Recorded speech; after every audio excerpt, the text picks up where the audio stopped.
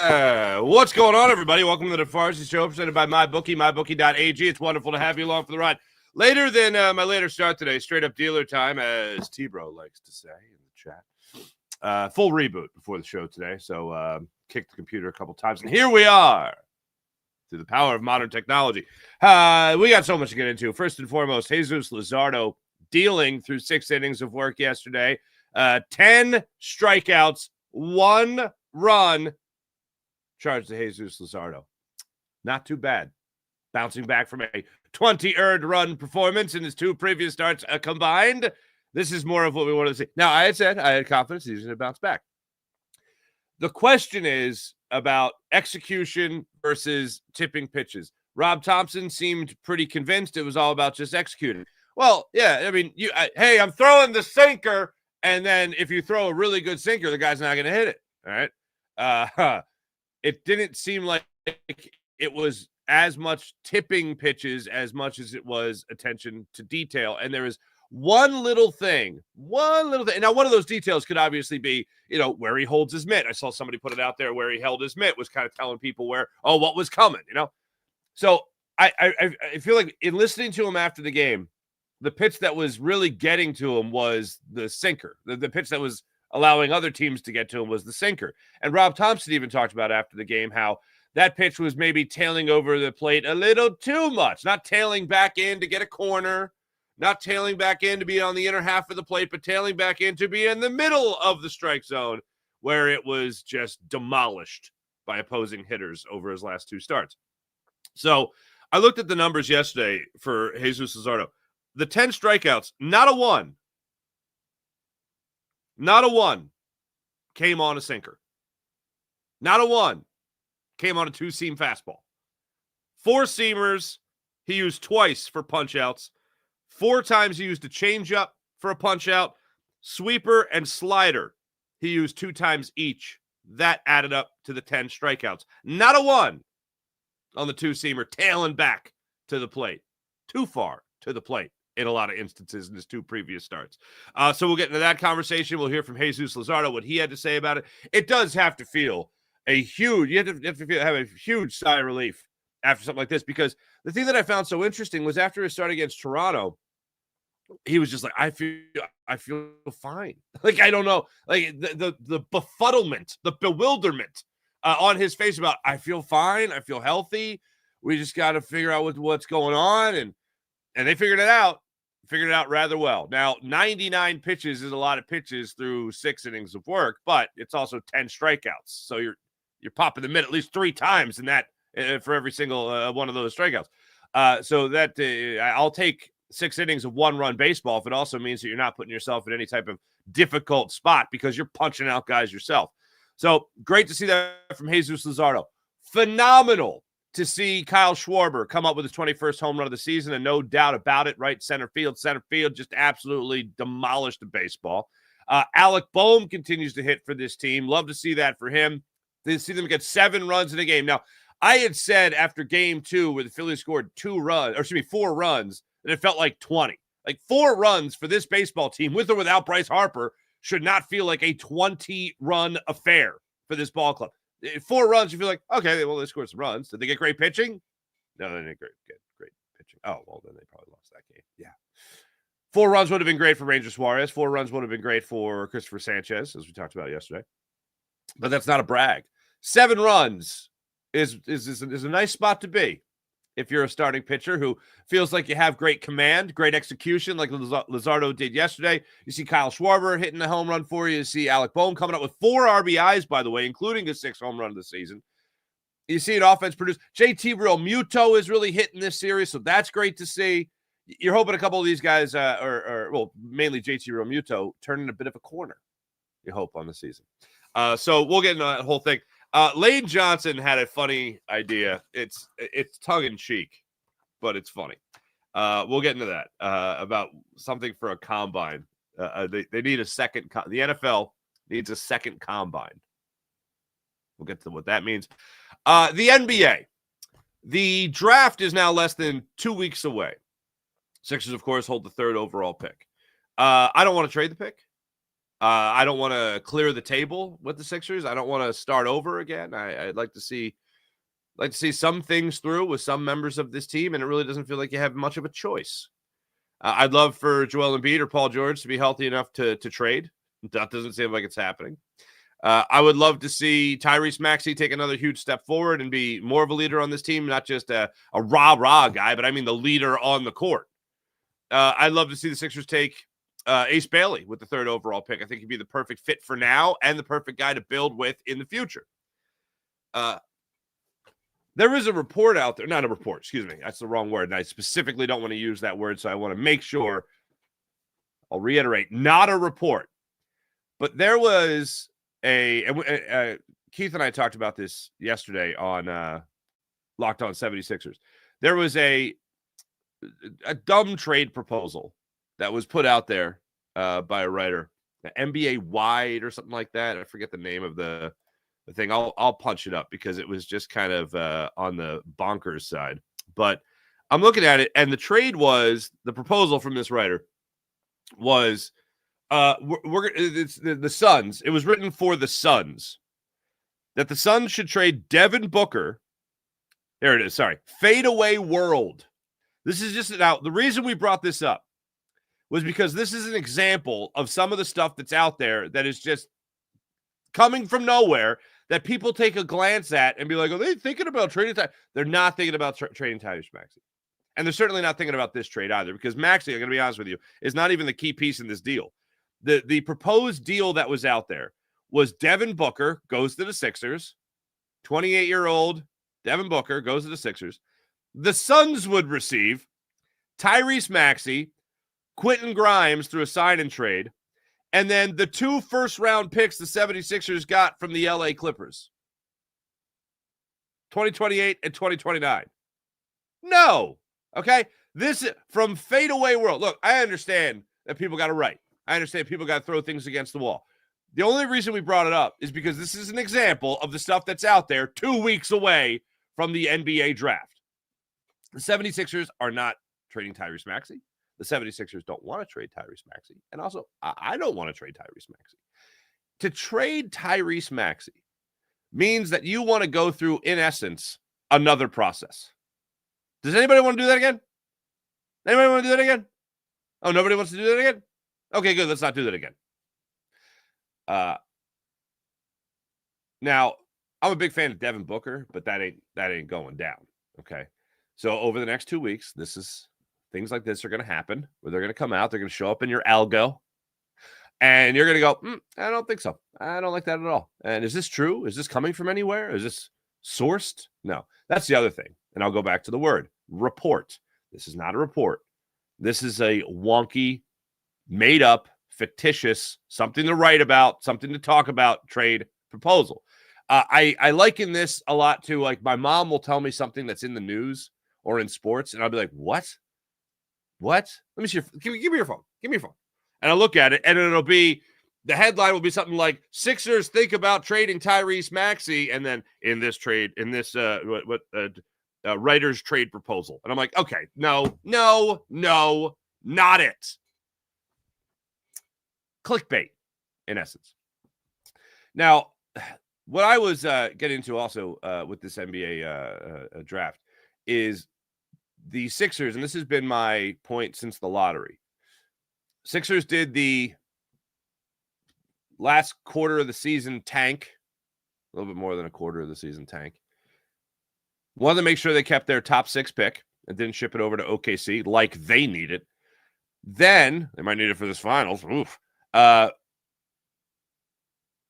they would retain it. Not only did they keep their top 6 pick, they got the top 3 pick. I look at a guy like Ace Bailey as a guy that, for this Sixers team, with even an ounce of health and somewhat of an all-star level of play from Joel Embiid, nowhere near MVP, but all-star level of play from Joel Embiid. I don't think he'll be an all-star. I don't think he'll play in enough games. But somewhere along that level of play in the 55 games he'll play in next season, hopefully, cross your fingers.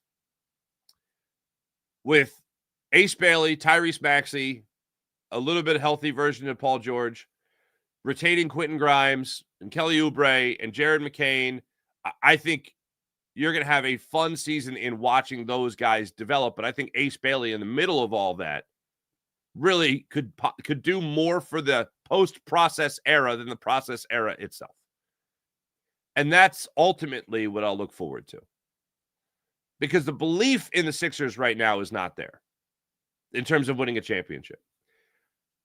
My question is, with that in mind, are there people out there that just want to see the Sixers blown up entirely? They keep the number 3 overall pick, or they use the number 3 overall pick to go elsewhere?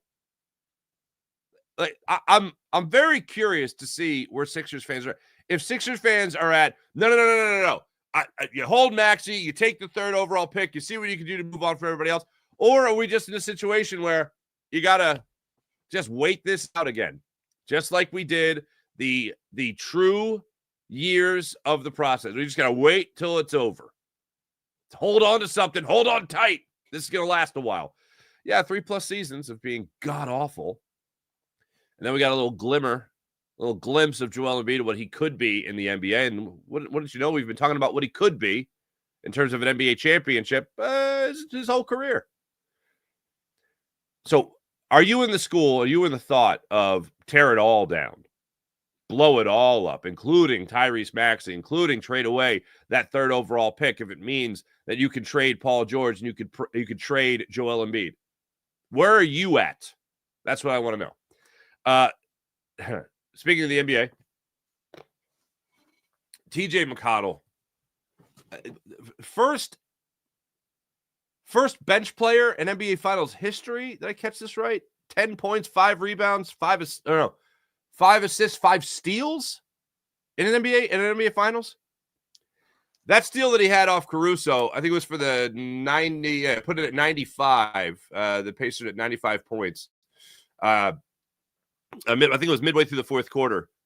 The Pacers hit a shot. OKC inbounds it under the basket. TJ McConnell rises up, catches the pass right in front of Caruso. Like, Caruso's out of bounds. TJ McConnell's on the block. He sees where Caruso's going with it, anticipates its jump up, grabs it, and in the perfect TJ McConnell play, goes right back up, layup. Just like that. I'm like, TJ hasn't changed at all. He even has a little hair flick that he used to do here, you know? Just an absolute hustle play. And watching the NBA Finals last night, this has just been a blast. Pacers take game 1. OKC holds on. They establish a lead. They hold on to that lead throughout the game in game 2 in OKC. They go to Indiana. Hey, look, I grew up in the Reggie Miller era, the Reggie Miller, Michael Jordan, battling in the postseason era. To see him on the sidelines here wearing the Pacers jersey again and cheering on the team. I think he was wearing a Halliburton jersey yesterday, cheering on the team. That was pretty awesome. That's hearkening back to the childhood, right? But this has just been a really fun series to watch. And seeing TJ McConnell run around in the NBA Finals, process worked for some people, just not for us as a fan base, unfortunately. Worked for TJ McConnell.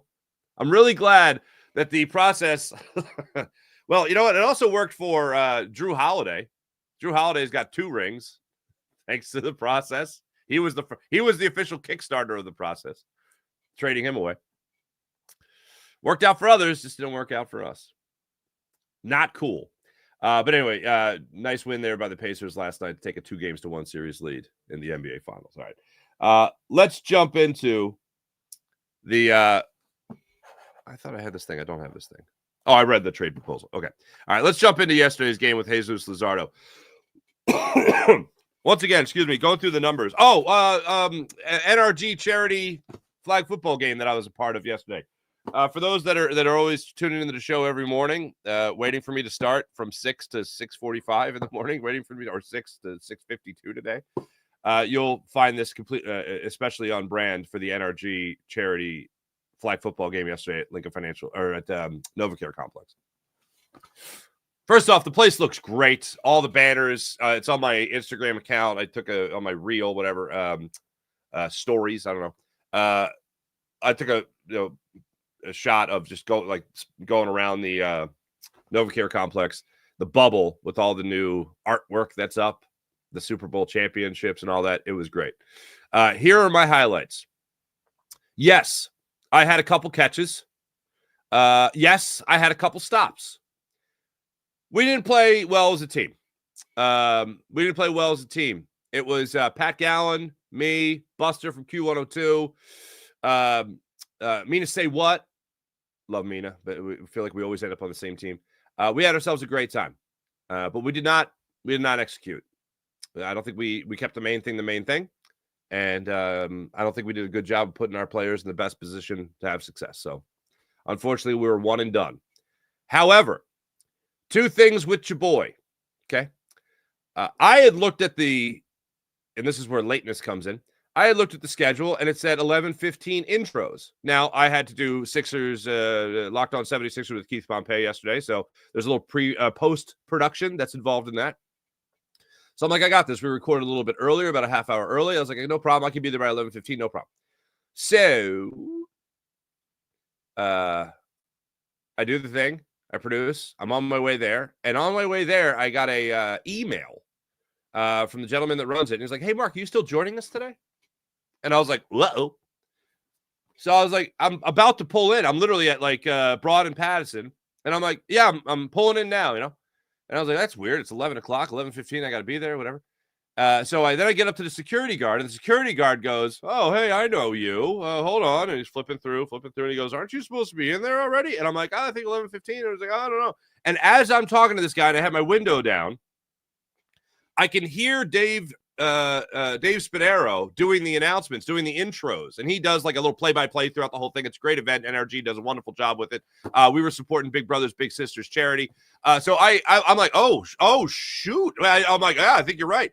So I literally, it never happened, found a spot right away, get out of the car. I hear him introduce Buster from Q102. I'm like, hey, he's on my team. And then I'm not even in the building yet. I'm walking towards the building, and I hear Dave Spadaro go, and host of the Farzi show. And I'm like, huh? Oh, no. And I start home run trotting. And I'm like, no, this is definitely intros. He literally says, host of the Farzi show. There's a nice little blonde lady standing right at the door. She turns around. She sees me. And she goes, oh, my God. And I go, this is going to be perfect. And I literally run through the doors at the NovaCare Complex bubble as Dave Spadaro, is announcing my name, introing me, and everyone's like, what? And I literally have my backpack, I'm holding my shoes and a water bottle, and I trot in right at that exact perfect time. Like, you could not have scripted it better than that. So anyway, long story short, I was supposed to be there at 11, not 11:15. 11:15 was kickoff of the first game. 11 o'clock was intros. Scusi. And then I think it was E-Rock. Eric Emanuel came up to me. He goes, you were just sitting in your car waiting for that. You just wanted to be dramatic. And I go, you know what? I love that you know me so well, but that was an accident. That just, you couldn't write it. So that's how it went down. $36,000 raised for charities yesterday. So that was pretty awesome. That was pretty awesome. And again, NRG does a fantastic job of putting that game together. Now for the that was the one thing. The second thing, first catch. I think I had 4 yesterday. No drops. Not with these banana hands that I got. But first catch, taking up the sideline. E-Rock goes all out, dives from a flag, gets a little too much of my gym shorts, and I'm pretty sure my right ass cheek was exposed. I'm pretty sure for too long. Even half a second with my butt is too long. One of E-Rock's guys is filming. Gail Sanders, love the guy. And he's filming. And I'm like, oh, that's probably a good shot. And he goes, I'm sorry, man. I'm on Instagram Live. And I'm like, oh, okay. All right. And then I hear Dave Segaro come up to me, puts the mic away. He puts the mic down and just goes, Farzetta, you're going to want to tie those a little tighter. I'm like, that's tight as they go, bud. As tight as they go. So at least it might have been full crack. It might have not just been a right butt cheek. It might have been full crack. Anyway, enjoy your coffee this morning. All right, let's get to the Phillies. Jesus Luzardo, after yesterday's start. It's big. I think that just getting back on track is huge. And just like I said, a sense of relief of understanding that, the stuff's still there. I feel great physically, and, the adjustments that we needed to make, whether it's, pitch selection, more conviction behind certain pitches, being more fine as to where we're going. But, the adjustments that we made obviously worked, so, we're happy about that. All right. Well, adjustments. What adjustments were made? It was never specified what the adjustments were that he made. So here he is on the tinkering that went on. There's a lot of things that we tinkered with. I think that the biggest thing was attention to detail, attention to where we want to go, pitch selection that comes from me. I think that we had a really solid game plan today with JT, and we executed it well. And I think execution is the biggest part. Execution. Okay. Whatever he was doing yesterday, the one obvious thing that I can see from yesterday is you didn't see two-seamers, you didn't see sinkers. Rare occasion, if any. What you saw, again, to go through the pitch breakdown or strikeout breakdown, on his punch-out pitches, he used the changeup 4 times of the 10. He used the fastball, not the sinker, but the fastball, 4-seamer, twice. Sweeper twice, slider twice. Those were his punch-out pitches for 10 strikeouts yesterday. The 99 pitches is high. You don't want to see that. I mean, he's been having consistency with over 100 pitches in his good starts. But 99 through just 6, he's done 105 and gotten 7 innings. It is what it is. But, hey, I'm not complaining about it. I'm just saying, if you're talking about a guy doing what he did before, we had seen 7-inning performances before. But all I care about is the 1 earned run over 6 innings. 5 hits, and how about this? 0 walks in this start against the Cubs. A third start in a row. What do they always say? One is a coincidence, or no, 1 is an anomaly, 2 is a coincidence, 3 is a trend. So that would have certainly trended in the wrong direction yesterday. But to see him get right back out there and bounce back against a good Cubs team is wonderful and a huge sigh of relief. On the other side of things, not only did they win this series against the Chicago Cubs, a 40-plus win team, 41 wins after Game 2, the Phillies have now taken 4 out of 6 games against the Cubs. The Phillies have also taken 2 out of 3 against the Dodgers. They've also split to this point with the Atlanta Braves. The team that the only team the Phillies are going to beat, other than like a sweep of the Dodgers, who they're not going to face in the second half of the year, the team the Phillies have to beat is the New York Mets. That's the team they got to beat. And until they do that, I don't think they're going to inspire much confidence. Two things can, I think, really grab the attention of the city of Philadelphia when it comes to the Phillies. Not to say that nobody's paying attention to the Phillies, because people are certainly paying attention to the Phillies right now, but people right now are looking at the Phillies and going, well, I don't believe it, even if they go on another 9-game winning streak and whatever. It's all about who they beat.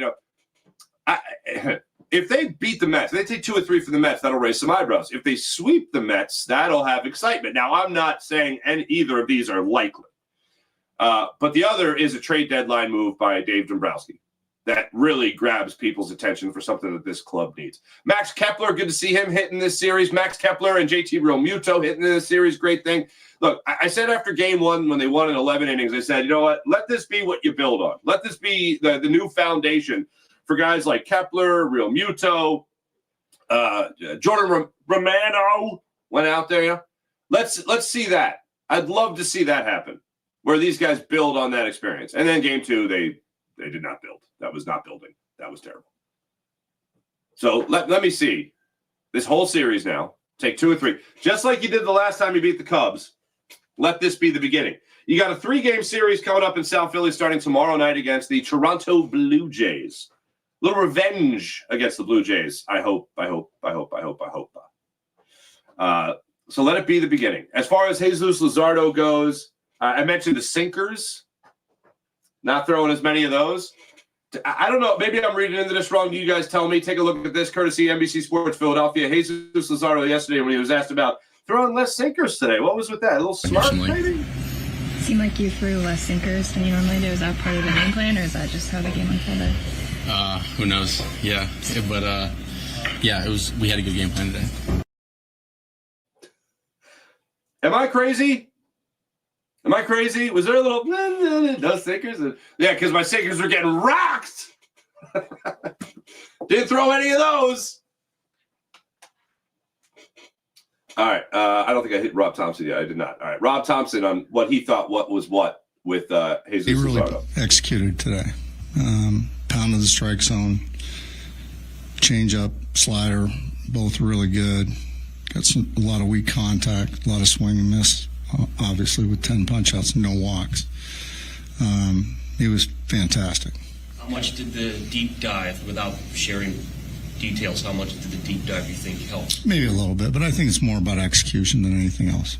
Was he establishing the inside of the plate better today than the last couple times out? I think so, and it wasn't leaking on the righties anyway. It wasn't leaking back to the middle of the plate, and that's really the key. I think Rob just says stay away from the sinker. I think the deep dive they did was like maybe not throw sinkers anymore. Maybe just get rid of that because just don't have command of it just yet. And that's the way it seemed to go down yesterday. So love to see that. Now, as I said, they got a 3-game series coming up here against the Toronto Blue Jays. Take care of that. After that, the Phillies, they got 4. It's going to be a 4-game series against the hapless Miami Marlins. That's what the Phillies are looking at after this. They need to go on another run here, stack the wins because the Mets certainly don't seem like they're going away. Now, these next 10 games for the Phillies are going to be very telling. Handle your business against Toronto. It's a 6:45, 4:05, and 1:35 start time over the weekend. Then you go through Monday through Thursday of next week in Miami with 4 games against the Marlins. After that, 3 games against the New York Mets. Those are going to be the games that a lot of people are paying attention to, obviously. Right now, and we're far out, but to at least predict the rotation.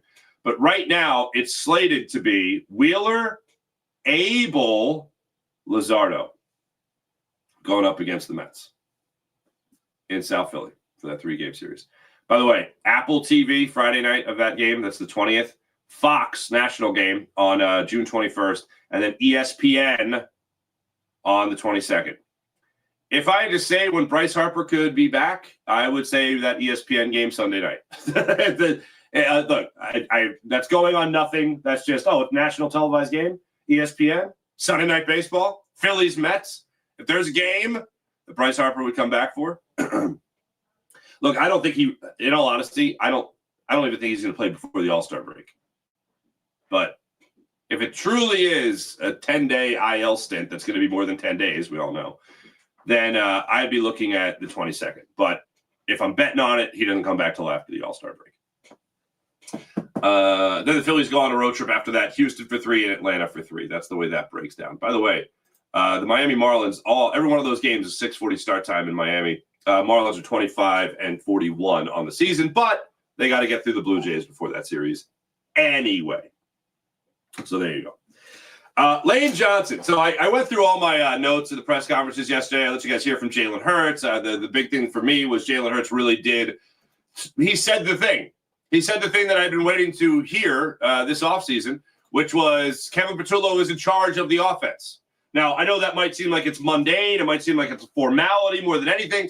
But that was something that we had not heard yet from anybody on this Eagles staff. When we talked about Kellen Moore, a man of great experience coming in here, we talked about how he was going to have complete control of the offense. We hadn't heard that yet about Kevin Patullo, and I didn't just want to assume that the Phillies were going to give Kevin Patullo, a guy who's never called plays in the NFL, the same type of respect and responsibility that they gave Kellen Moore. But yet, here we are.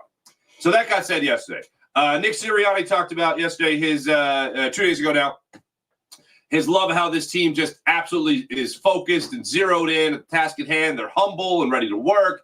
I love all of that. Humbleness and hunger is the same, according to Nick Sirianni. We talked about that yesterday. Saquon Barkley talking about his workload. He feels great, all that.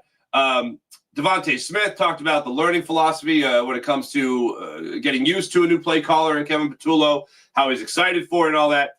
And then Lane Johnson. This, very rarely will I LOL at a press conference, but Lane Johnson had a great idea. Lane Johnson, 35 years old, was the first draft pick of the Chip Kelly era back in 2013. Lane Johnson suggested that there should be, like, he's asked the question, and this would also help with guys that are 30 plus. And hey, how do you feel? How do you feel going into your the 14th, 15th season? You know, how do you feel? 30 years old, 35 years old, how do you feel? And he's like, there needs to be a second combine. In my head, I looked up from my laptop, hammering in the notes, and I went, huh? And he goes, I feel like there needs to be a second combine for the 35 and older crowd. I was like, that would be awesome. And hey, I want to see where guys 40 times go. I want to see where the shuttle drill, the cone drill. I want to see where that goes. The reps, the bench reps of 225. I want to see where that goes. Let's have a 35. You know what? Let's see how healthy you really are. Right at free agency, you think you have a 35-year-old veteran that can help out your club? How much can he help out your club? The 35-year-old combine. The geriatric combine. How fast can you chug this prune juice? All right. I just thought that would be a brilliant idea. It reminded me of the Bill Murray line about how in the Olympics you should have one normal guy just for comparison. Like during the decathlon, you should just have one average Joe off the couch just to participate. When's the last time you worked out, Joe? Oh, 8th grade? Okay. All right. Have at it. Running against Jamaica, Joe Blow from the sofa. Oh, he lost by a lot. I thought that'd be brilliant. The Lane Johnson 35-plus combine would be amazing. Can you imagine Jason Peters at 40 participating in that combine, only recently retiring? I don't know why. Maybe it's because I'm an idiot. But whenever I think of older guys playing, I don't think of Tom Brady. I think of Vinny Testaverde coming back to play at like 43 for the Carolina Panthers that one time. Jerry Rice playing for the Seattle Seahawks, people. That's what I think about. 35-year-old plus combine. Make it happen, NFL. Make it happen. I think Lane's onto something there. All right. I talked about the NBA Finals already, but I really can't get over TJ McConnell's performance in last night's game. You know what? I didn't check the box score after the game. I thought I heard the stat after the game of TJ McConnell becoming the first NBA Finals bench player to come off the bench. What did he end up with? Yeah. Oh, my God. 10 points, 5 assists, 5 steals in 15 minutes for your boy, the 33-year-old process product, TJ McConnell. Final score of the game was 116-107 last night. Mathurin was on fire last night. He led the Pacers in scoring with 27 points off the bench. It was all about that bench last night. I can't get over it. Halliburton hit knocked out 22 hit 22 points, 9 of 17 shooting. But really, what was amazing about this one was that OKC was in control in the first quarter. They closed that out by about 8 points. In the second quarter, Indiana asserted their dominance. They dropped 40 points in that second quarter. OKC came roaring back in that third quarter. They won that one by 9 points, 29-20. And then in the fourth quarter, forget about it. It was all Pacers. 32-18. They outscored the Oklahoma City Thunder in the fourth quarter. The one play I was talking about earlier with TJ McConnell under the basket on that Caruso play, I want to say that happened, around the 8:33 mark. Okay. So the Pacers are down at this point, 95-91 with 8:41 to go. Andrew Nembhard knocks down a jumper. makes it 95-93. Alex Caruso is under the basket, looking for a long outlet pass under the basket to about the three-point line, I think it was. And T.J. McConnell rises up, grabs this basketball from Alex Caruso, intercepts the pass right in front of Caruso. Like, I can't. It wasn't like he was hiding behind somebody. It wasn't like he was behind Toppin and like, oh, here I am. And then so right in front of him, Caruso tries to wing it over his head. McConnell jumps up, catches it perfectly. No bounce, right to the hoop, lays it in, 4-point swing in favor of the Indiana Pacers. It goes from a 95-91 OKC lead to a 95-95 tie ball game. And then Benedict Mathurin, at around the 8-minute mark, knocked down a three, and the Pacers took the lead. And then it was all Pacers after that. Absolutely incredible. So, yeah, fun NBA Finals. And T.J. McConnell making history. The whole process was for Joel Embiid to win an MVP and T.J. McConnell to maybe win a championship, and maybe Drew Holiday winning too. That's what the process was for. It's worked for others, just not for us. That kind of sucks. Let me tell you about the Game Time app. Want to go to a game? Want to go to a concert? Want to go to a comedy show? Game Time app has you covered. So take advantage of all they have to offer. The Game Time app. Game Time app has Game Time Picks feature, which allows you to filter out all the fluff. You get right down to it. The best seats at the best prices on the Game Time app. Game Time app is the official ticket provider of the Farzi Show. So make sure you guys are taking advantage of the Game Time app.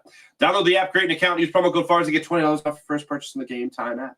How about PHL Sports Nation, Philadelphia Sports Nation, enhancing your Philadelphia sports fan experience across all social media and blogs. That's PHLSportsNation.com. How about Brett at Sky Motorcars, SkyMotorcars.com. Check out Brett's amazing inventory at SkyMotorcars.com. Let's get into the chat check and see how wonderful people are doing on this fine morning. Danny Prado, what's going on, man? Good morning. Jason A, good morning. Sean Kilrain, what's going on? William Stark, hello. Anthony Motti, what's going on? How about them Phils, baby? The world is a better place when the Phillies win. When the Phillies are going through a rough patch, that sucks. One of the greatest things was, as I think you guys know, my wife's family is they're Ohio State people, but they've lived in the Baltimore area for like the last 30, 40 years. Like when the Orioles are good, which is very, very rare, it's just a different vibe in the city. It's a great vibe to have a good baseball team in the summer. Like they forgot how good it is. Like we haven't been spoiled with like World Series parades here as of late, unfortunately, but we've at least had a good baseball team to enjoy summer with. When you don't have that, summer kind of drags. summer kind of drags. So it's nice to have the Phillies getting back on track yesterday. April. Hello, April. Anthony Motti, hello again. Farzi, what do you think? Would you rather add a bat or to the bullpen? Seems like our lineup went cold all at once. If one of our starting pitchers has a bad outing, we have nothing behind them to support them. Would I rather add a bat or a bullpen arm? To answer your question, a bullpen arm. I'd rather add. And it feels weird saying that. And the reason is because this lineup, the answer is I want both. That's the real answer. And I don't want to walk the fence, but if I had to choose, I think I would go to a bullpen arm because you have so much trust in your starting pitching. You have so much trust in your starting pitching that you want to be able to trust guys behind them. I believe this lineup will hit, but the scariest part about it is that they just go ice cold all of a sudden. Oh, man. That happens again. There's no chance they win a World Series. So I also believe in the idea of injecting somebody new into this lineup that'll get something done. Speaking of somebody new, come on in. Say hello. Say good morning. Ladies and gentlemen, I'd like to present to you a now first grader. Somebody, do they call it a promotion or graduation? Were you eating chocolate already? No. You have chocolate on your nose.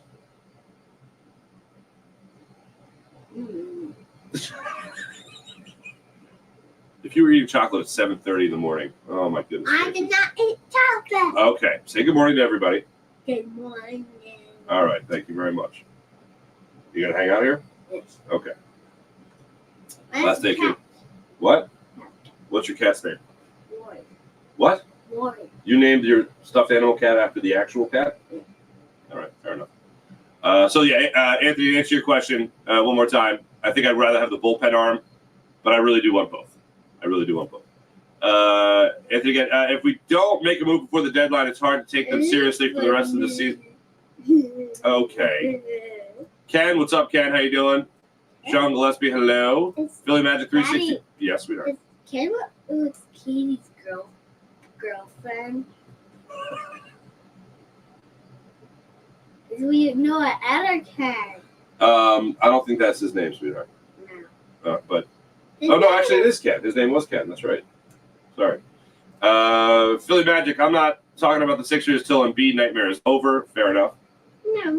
Anthony, are we officially in the post-process era? Absolutely in the post-process era. I mean, I know for some people it won't happen until Embiid's gone, but if you're trying to win basketball games, like last year was a tank. It wasn't a process. If you're trying to win basketball games, which what the Sixers are trying to do, you're no longer in the process. Jeremy, good morning. Philly Magic 365. Farzi, do you think this is possible? Makuba leads the league in picks, and he gets Defensive Rookie of the Year, and Trotter Jr. at least makes the Pro Bowl next to Bond and plays too good for Campbell to see the field. I don't see that happening. Daddy, Yes. why is my arm that and why is my arm there? Because it's flipped in the camera. Oh, by the way, cast off tomorrow. Show the cast. There you go. Farzi making this OnlyFans TV. That was for the butt being out during the charity flag football game. Yeah, your dad's butt was out yesterday during a charity game. Why? Because I got tackled, man. Got to go all out. Jeremy Von Skyver, Farzi, not the full moon this week I was expecting, right? Sit on your lap. Sure, sweetheart. The kind of thing. Okay. Didn't see the cornrows, yeah. How about that? Oh, you came down just at the right time. Because we're talking about my butt being out during a charity game. Whoa, watch that. Watch that, Rory, the fake cat. Hey. This is something about how... Oh, yeah, something about how he was holding his glove. I saw the same thing with Luzardo. Anthony Ronnie, Bohm is quietly getting hot, and JT is hot. We went 2 of 3 versus Toronto. Let's go. T-Bro, Farzi showing his whole butt in some flag football game. Walkout appearance, 4 catches, no drops, 1 butt cheek. Pretty good stats for my guy. Thank you, T-Bro.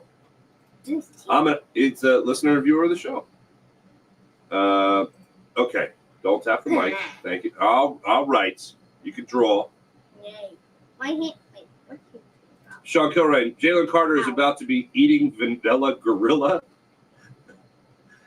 Is on the field next to him. Oh, Ty Robinson, yeah. Ty Robinson, look forward to that. Daddy, Double team, 202 pass Daddy. rushes. That Manuel, yes. I like her. Your leg hurts. Yeah, because it was under here. Okay, walk it off. Wacky. James Alexander III, good morning. We're back on track for now. I believe we can make a deep run for the World Series. Yes. Can I watch it for Apple? Yep. Why don't you do that right now? No. All right. Because you said no watching A for Apple when you're working. That's true. It's right over my head, sweetheart. Travis, what's going on? Looks like Ringo time. It looks like he's gaining some steam. 99 over 22. Yankees logo in the avatar there.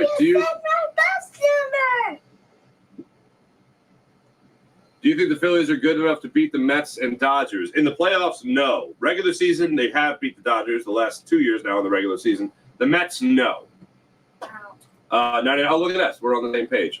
Little Toots hellos. Hello. Hello, April. Hello, Sean. Hello, Jeremy. Chocolate breakfast of champions, Farzi. Yeah. Oh, Ken says you're beautiful. That's nice. Say thanks, Ken. Thanks. All right. Thanks, everybody in the chat. You guys are wonderful. Wait, hold it. Yes. So there's 2 Kens? There could be 2 Kens, yes.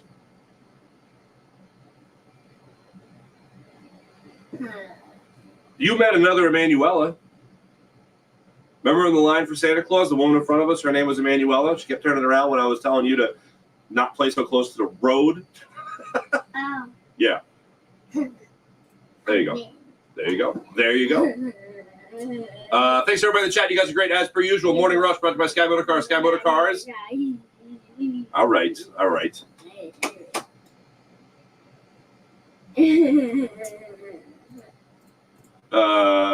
Phillies get back at it tomorrow night. They're off today. Hey, all right. Can I wrap up the show, please? No way for Adley, man. Yeah. All right. Why don't you go get started? Okay, bye-bye. All right. I have to call the You can take it upstairs. No, I don't want it. Okay. Good talk. Oh my God. Love you. Love you too. Don't get your butt out.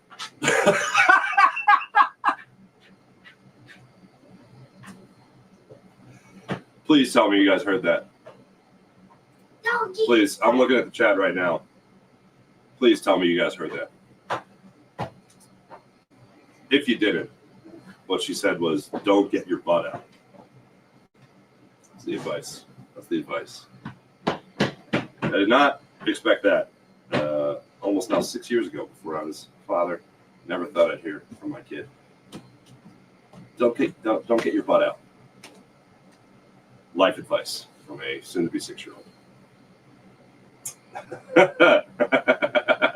Jay say, man, she's a funny one. Yes, she is. By the way, this is my cousin, Tom. We talked after the show yesterday, as a matter of fact. Yeah. I got up today. Spit my coffee out at work. Oh, you can't script it, folks. You can't script it. All right. Phillies, they are off today. They're back at tomorrow. Here's what I got today. So, Farzy Show wrapping up. Locked on 76ers I got with my man Keith Pompey. We're going to tape at 10. Get that out in the not too distant future. And then Eagles Squad show today, 12 o'clock. Jason has to miss it, unfortunately. It's Harry Mays, Louis DiBiase, yours truly. We're going to be going through all the OTA, or excuse me, the mini camp news. And we also, where are we in our series? We got, I think it's weeks 11 and 12 of last season. We're doing a little relive the moments from last year, the season that was the 2024-2025 Super Bowl run for your Philadelphia Eagles. We got, week 11 and week 12. We got the first Washington game, and then we got the L.A. Rams game at L.A. Phillies lost Hurts in week 11. Phillies lost Brandon Graham in week 12. So that's what we're going to be kicking around on today's program. Thanks for watching. Thanks for listening. You guys are great. As per usual, we'll be back with you guys tomorrow morning for the Farzy Show. See you guys then. Bye.